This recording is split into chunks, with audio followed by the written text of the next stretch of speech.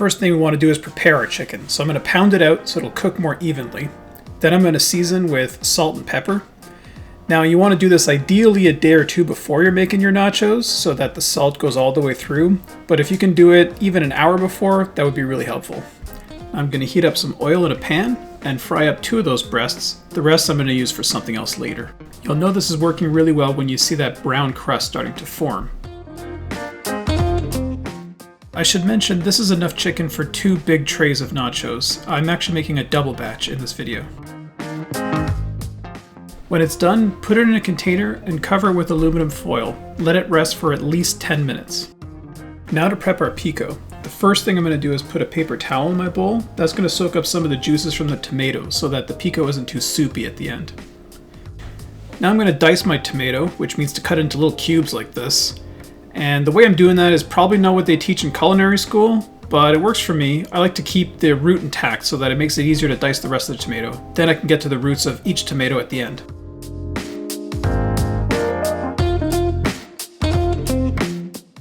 Alright, now when I do get to the roots, I'm just going to cut around the tough part of the root and just throw out the tough part that I don't want to keep.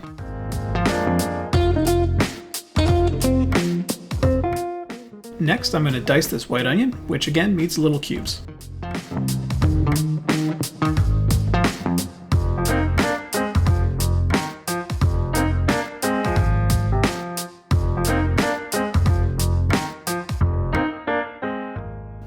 Now that wasn't quite enough, so I'm going to open up this onion and dice a little bit more.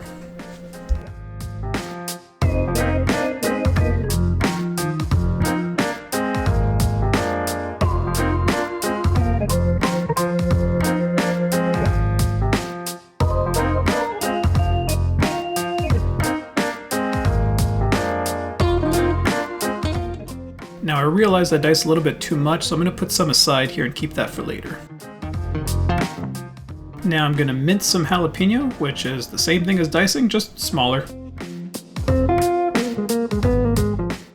going to de-seed my jalapeno because I don't want my pico to be spicy, but if you want it to be spicy, you can go ahead and leave those seeds in.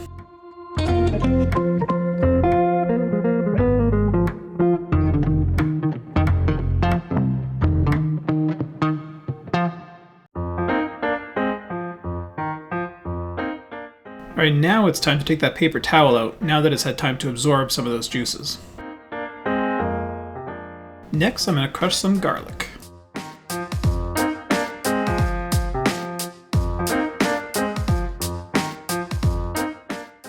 Now I'm going to get the juice from this lime, and I'm going to roll it like this before I cut into it, so it's a little bit easier to juice after.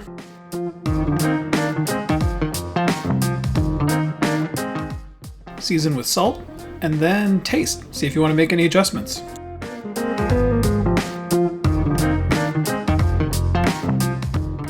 This case I felt like I needed a little bit more lime juice, but I didn't want to press it by hand this time. Now that's good pico.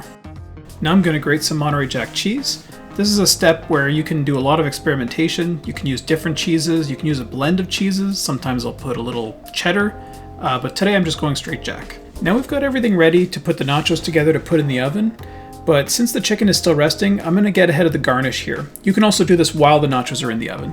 Of course, cilantro is optional, but I like to add a lot of it when my nachos come out of the oven.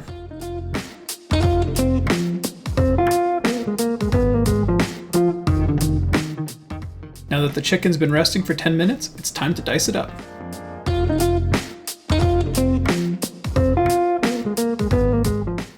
If you season your chicken well ahead of cooking it and then let it rest after cooking it, it's going to be a lot more moist than it would be if you'd skipped either of those steps.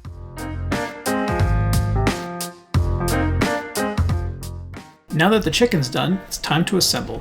I've got my tray of corn chips here, and I'm going to spread out about half of my pico.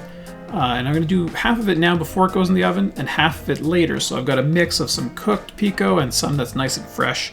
Now I'm going to be very careful not to put any liquids on it because we don't want the chips to get soggy. After that, we're going to put some chicken, some pickled jalapeno, and then cheese.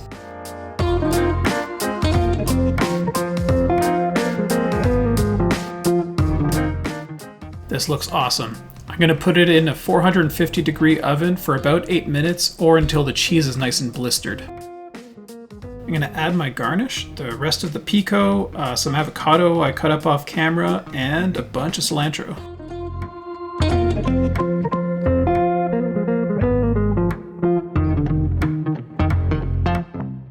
And that's how you make delicious homemade chicken nachos. Please let me know in the comments if you made it for yourself.